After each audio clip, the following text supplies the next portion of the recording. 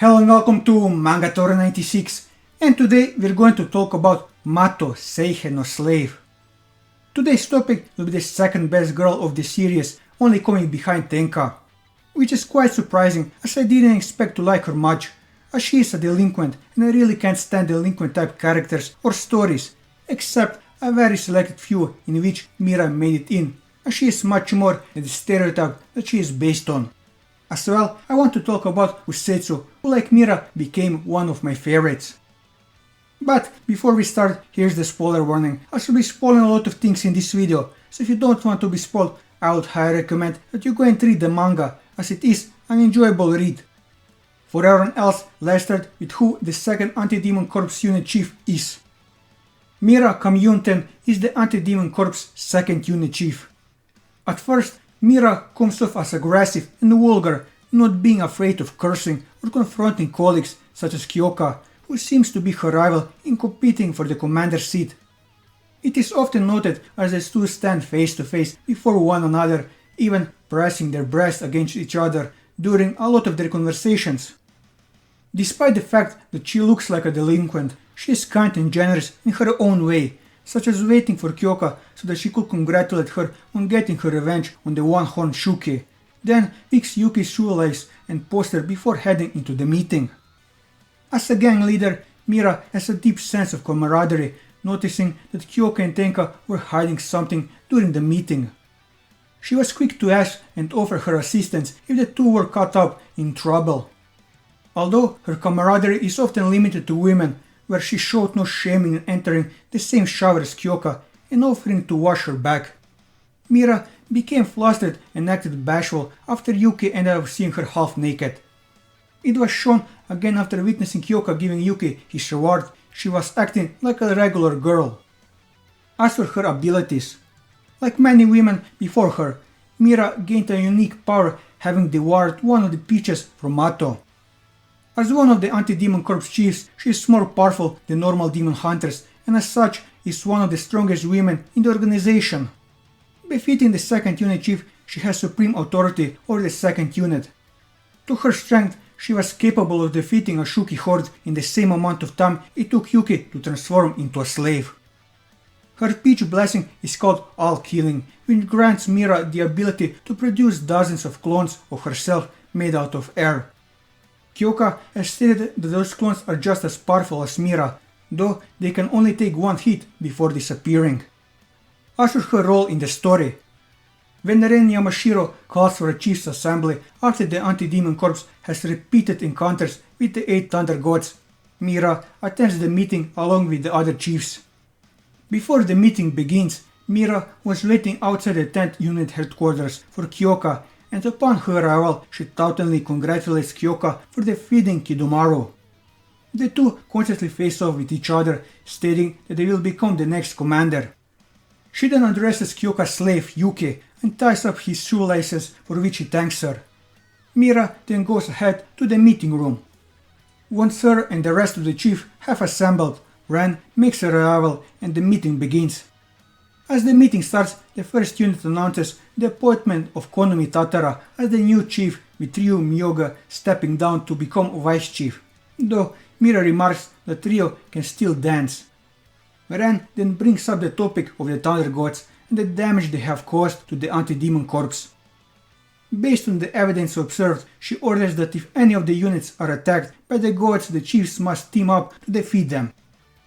As the meeting continues, Ren brings attention to Yuki, informing the other chiefs that he is necessary for Kyoka's slave ability. Suddenly, Gina Bizen interrupts the meeting, informing the chiefs that an army of Shuki has appeared. Ren orders Mira, Konomi, Yakuma Ezo and Fubuki Azuma to deal with them, and the 4 rush off. Mira and the others quickly defeat the Shuki, though Mira observes they should be wary of any additional waves. Ren then flies off to a location of a group of terrorists who are controlling the Shuki, and she quickly defeats them. After she returns, she quickly concludes the assembly and Mira and the rest of the chiefs return to their dorms. Ren calls another chief's assembly and Mira attends alongside the other chiefs. She reports that she is pleased by the result of the joint training sessions and orders them to continue them. Ren also asks Kyoka why Yuki, whom Ren had previously borrowed from her, is not present, and she replies that he is still recovering from their training session. After Ren calls an emergency meeting, Mira attends along with the other chiefs.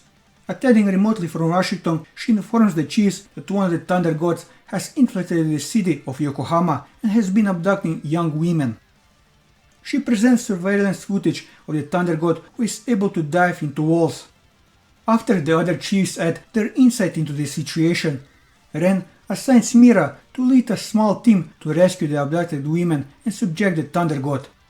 Though Mira declares that she can defeat the Thunder God herself, Ren insists that she brings along another chief, and Mira asks Kyoka to join her.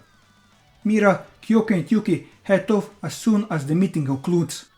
They arrive at the police station in Yokohama, where Soryu Azuma and Takemi Azuma inform them that they have confirmed the Thunder God's victims are still alive and they will have their location by the following evening. Mira and Kyoka then discuss the potential motives of Thunder Gods, with Kyoka noting that she may be able to steal people's abilities. Mira also takes special notice of Yuki. Once their briefing is over, Mira, Kyoka and Yuki take a gondola ride over Yokohama to get a scope of the city. Upon Yuki's inquiry, Mira and Kyoka explain their history to him before facing off intensely, each again declaring that they will be the next commander. Later, at a restaurant, Mira tells Yuki that although she and Kyoka are rivals, she chooses Kyoka to assist her because she legitimately believes she is the best person for the job. She also warns Yuki to not be rushed as their lives come first, which is the soul of the anti-demon corps. Later, while the three go on a stroll, Mira observes the happy peaceful lives of the citizens and resolves to not let the Thunder God hurt any of them. That evening, Mira, Kyoka and Yuki retire to a hotel, and while they are bathing, Mira asks Kyoka what she has been up to with Tenka. While Kyoka confirms there is something going on, she tells Mira she cannot tell her until the time is right, which Mira begrudgingly accepts. Afterwards, Mira leaves the bathroom and has an awkward encounter with Yuki as he sees her naked body. Flustered, Yuki offers to sleep in another room, but an embarrassed Mira says he can stay in the room as they must be ready at moment's notice. The next day, the police inform Mira and Kyoka they have located the victims at an empty estate. Upon their arrival, Mira, Kyoka and Yuki see a Shuki appear from the building and Mira volunteers to destroy it. With her enhanced strength via Megumi Zaha's Red Soul, Mira lands a critical blow to the Shuki, but another Shuki appears, holding one of the big women hostage. Where, using all killing, Mira clones herself and gains the advantage on the Shuki and rescues the hostage. Meanwhile, the first Shuki recovers and attacks Kyoka and Kyoka destroys it, though she is slightly wounded in the process. The second Shuki powers up, but Mira, having already rescued all the victims via her clones, surrounds the Shuki and utterly destroys it. With the Shuki vanquished, Mira, Kyoka and Yuki explore the building for any traces of the Thunder God, but find nothing. Deciding to leave the rest to the police, Mira tells Kyoka to get her injuries checked just in case. While she leaves to give her report, Kyoka gives Yuki his slave reward, which involves her stripping naked. Unaware, Mira re-enters the building and finds Yuki touching Kyoka's naked body. Incredibly flustered, Mira leaves believing that Kyoka is in an intimate relationship with Yuki.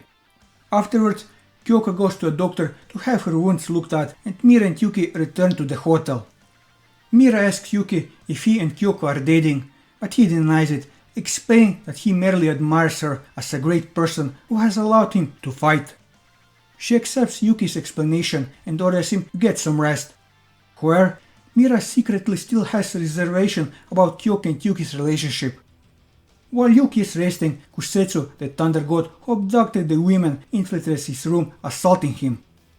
Yuki cries out, and upon hearing him, Mira immediately rushes in, causing Kusetsu to flee. She chases after her and attacks her, and a fight breaks out between them. Kusetsu proves formidable, and Mira clones herself in an attempt to gain the advantage, but the two are evenly matched. Realizing this, Kusetsu tries to flee once more, summoning a swarm of Shuki, including one giant Shuki, to attack the city and distract Mira. Intending to save everyone in Yokohama, Mira creates as many clones of herself as she can and attacks the invading Shuki, easily destroying most of them. She also attacks the giant Shuki, but it proves to be incredibly durable. However, Kyoko arrives on the scene and takes over the fight against the giant Shuki for Mira. Meanwhile, Kusetsu attempts to retreat, but not wanting her to get away, Mira taunts the Thunder God and successfully gets her into a fight. The battle between the two resumes, and although Mira is low on energy due to using so many clones, she manages to land decisive hits on Kusetsu. She prepares to finish off Kusetsu, but the Thunder God changes into a stronger powered-out form. Using her few remaining clones, Mira tries to attack, but Kusetsu easily defeats most of them. After a successful misdirection, Mira and her last remaining clone land a devastating hit on Kusetsu, but she manages to endure it. With Mira severely weakened, Kusetsu alleges that she must have known she would lose after using so many clones to rescue the civilians. However, Mira defiantly declares that she had always planned to save everyone and defeat her. Kusetsu is impressed by Mira's valor, and the two share a moment of mutual respect before charging each other in a final clash. Ultimately, Mira is defeated and Kusetsu proceeds to devour her. Mira is absorbed into Kusetsu's body and her all-killing ability is subsequently inherited and utilized by Kusetsu.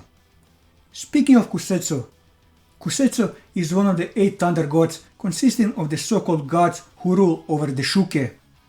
Aside from her appearance, she also took on the personality traits of Koko and Naon, being highly confident both in her strength and beauty. She is also prone to anger to the point of even knocking down Raerner, who looked down on her without hesitation. She is also rather cheerful whenever around Shikoku, often referring to her as Shikoku-ne and well-being whenever she has an idea. Likely matching the fact that she was just born, Kusetsu is rather immature whenever compared to Shikoku and Juryo, which was noted as she went to the human world despite being told not to. As such, she often acts on her desires and curious nature. It is first noted as she kidnapped multiple beautiful women to devour, and became curious about sex, wanting to have intercourse with Yuki against his will in an attempt to understand how it felt. As for her ability, Kusetsu is able to absorb other living beings via a large mouth that opens up from her abdomen, allowing her to consume their bodies whole. Her victims subsequently act as living batteries to fuel her body.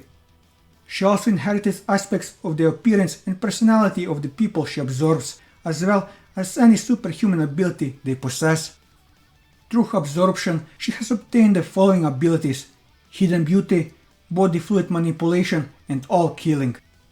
She is also able to transform into a powered-up state, greatly amplifies her speed and strength.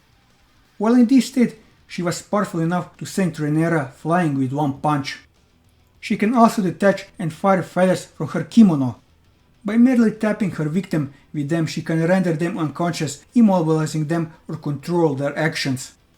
They are also capable of great widespread offensive damage, as they were able to destroy most of Mira's clones with one volley. She is also capable of controlling them remotely. With this, I covered everything that I wanted to cover on Mira and Kusetsu. And that will be all for this video. If you like this video, leave a like, leave your thoughts in the comments below, or subscribe to the channel for more manga reviews and One Piece content. And until next time, take care.